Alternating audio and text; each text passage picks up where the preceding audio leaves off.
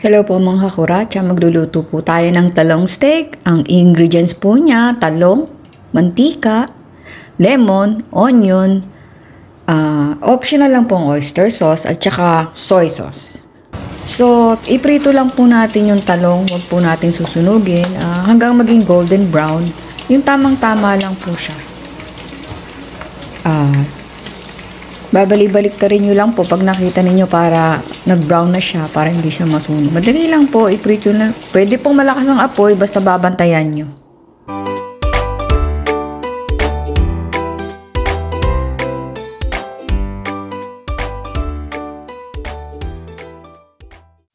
So mga minamahal kong mga kakuratsa, ang mahirap lang po dito, ang matagal na proseso ay ang pagpiprito ng talong. Pero kailangan po nating iprito para mas malinamnam. So, tiyagain nyo lang, iprito ninyo lahat. So, yung pag-slice po ng talong, pwede po siyang pabilog, pa-square, pa-rectangle, depende po sa trip ninyo. O, it doesn't matter, basta slicein po ninyo ng maninipis. So, kung gusto nyo pabilog, pwede. Kung anong gusto nyo korte, pwede. Basta iprito lang po natin.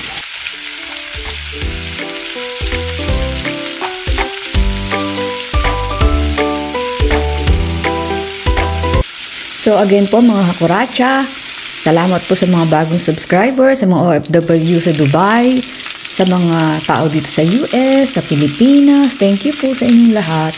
At dumaraming kabuhayan na po tayo. Itatry ko pong laging mag-share ng may matututunan kayo. Hindi po puro kalokohan. Kaya ito po ay simpleng lutuin pero sobrang sarap. Hindi po ako dati kumakain ng talong pero ngayon kumakain na ako. Masarap pala yung talong at masustansya pa. At salamat din po sa lahat ng panig ng mundo na nanonood at nag-subscribe sa akin, sa Japan, yung hipag ko, at sa mga thanks to everyone who subscribe and watch my content. Thank you so much. God bless us all. People, alam ko from all over the world kung saan-saan po. Pinanonood po nila ang aking vlog. Salamat po ang aking abang vlog. Thank you so much everyone. So, ayan po, konting kembot na lang, matatapos na tayong magprito, konting tuwad, konting tiwarek, presto, at malapit na po. Sa mga anak ko naman na nasa Dubai at sa Pilipinas at sa pamilya namin, ingat kayo lagi. Love you all, and thank you sa support.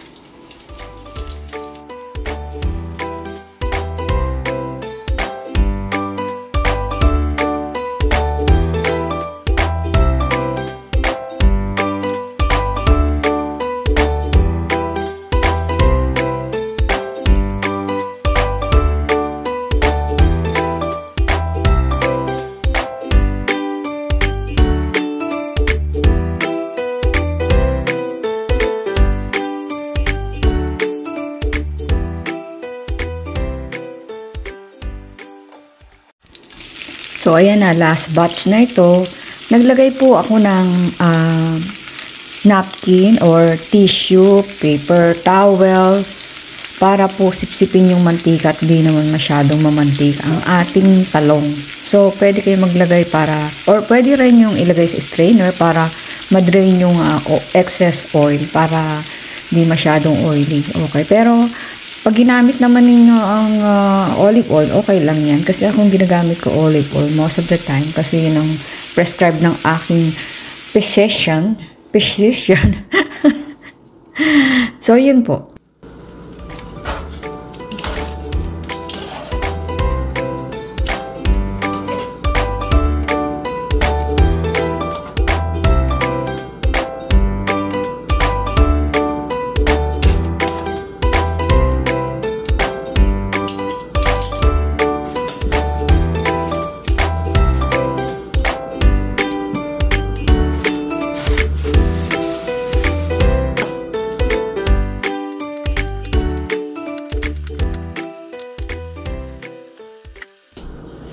So, magpapalit po tayo ng kawali.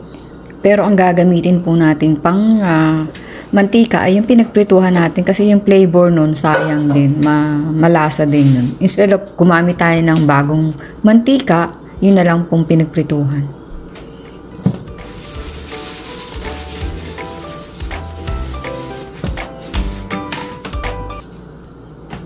So ayan po, lemon ang gagamitin ko na pang-asim.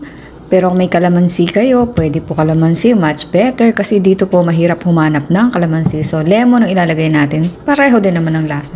Pero kung mayroon kayong preference o kalamansi, mas gusto ko talaga kalamansi.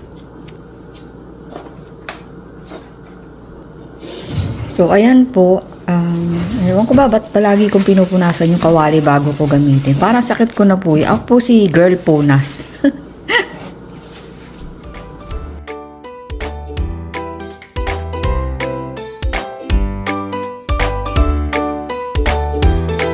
So, start na po natin. Gamitin natin yung pinagprituhan ng mantika ng ating talongski.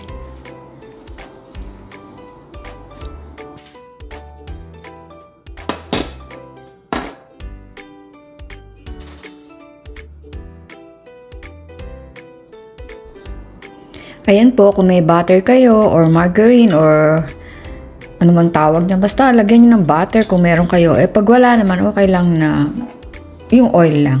So, kung meron lang, optional lang po ang butter.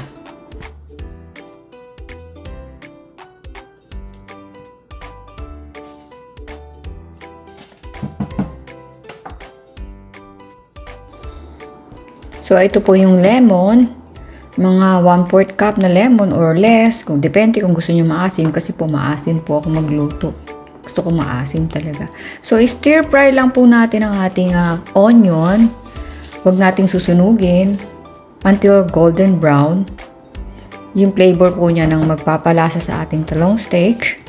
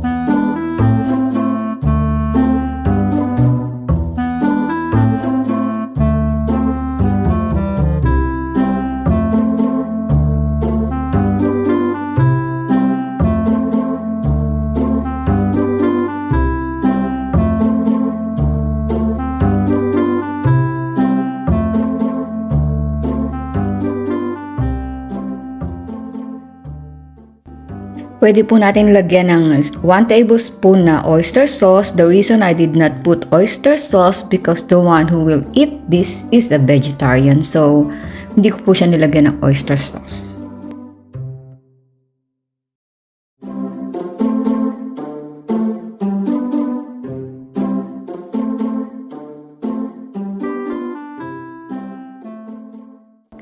You can also add broth, chicken broth, beef, pork, shrimp. Vegetarian po kasi yung kakain nito kaya hindi ako naglagay ng kahit na broth.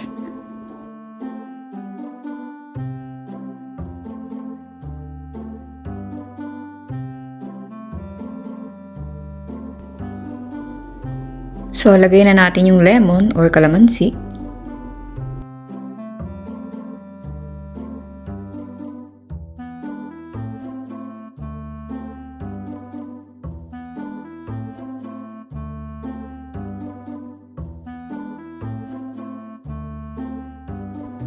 So, lakasan po natin yung apoy para kumulo siya kaagad. Tapos, halu-haluin natin.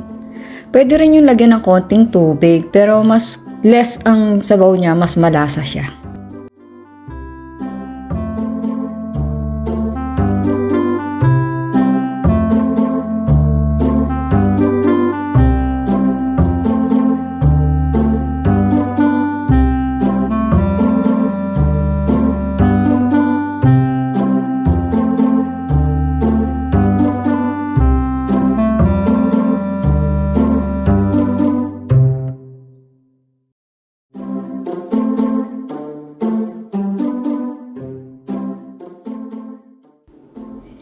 So, ayun po, pag kumulo na siya, hinaan natin, tapos isama na natin yung pinirito nating talong.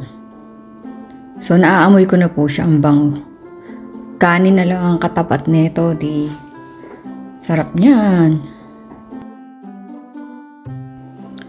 So, almost cooked na po siya. Biniblend lang natin yung flavor sa fried talong para mas malasa siya.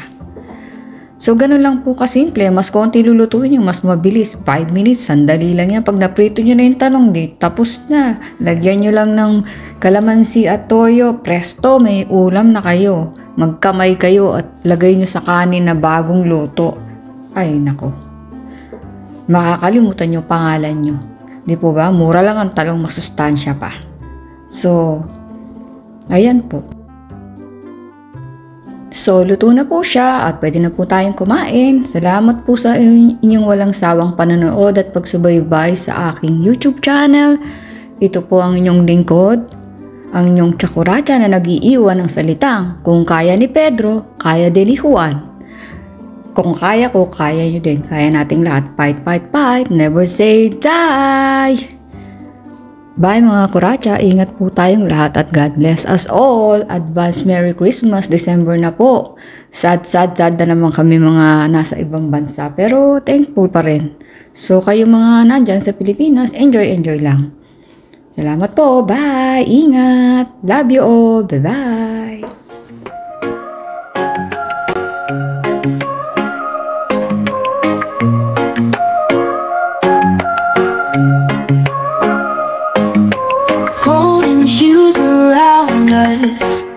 Sun sinks low into the sea. Feel the breeze, it's so free now. Close your eyes, come with me.